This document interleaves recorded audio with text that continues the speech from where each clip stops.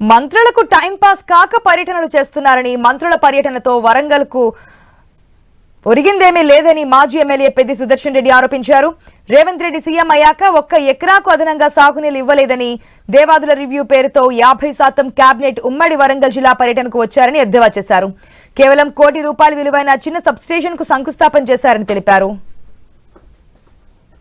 నిన్న దేవాదాయ రివ్యూ పేరు మీద వచ్చిండ్రు, వరంగల్ జిల్లా పర్యటనకు వచ్చిండ్రు.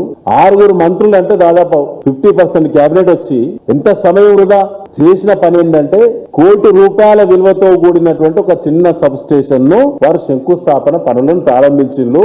నిన్నటి ఒక్కరోజు ఖర్చు 50 లక్షలు దాటింది. ఇది కాంగ్రెస్ పార్టీ పని విధానం. మంత్రులకు ఏం చేయాలనో పాల్పోక ఇలాంటి టైంపాస్ పర్యటనలు చేస్తున్నారు తప్ప వారి సొంత డిపార్ట్మెంట్ల మీద పట్టులేదు. దేవాదాలలో కాంగ్రెస్ ప్రభుత్వము, రేవంత్ రెడ్డి ప్రభుత్వము 1 ఎకరా ల్యాండ్ అక్విజిషన్ కూడా చేయలేదు.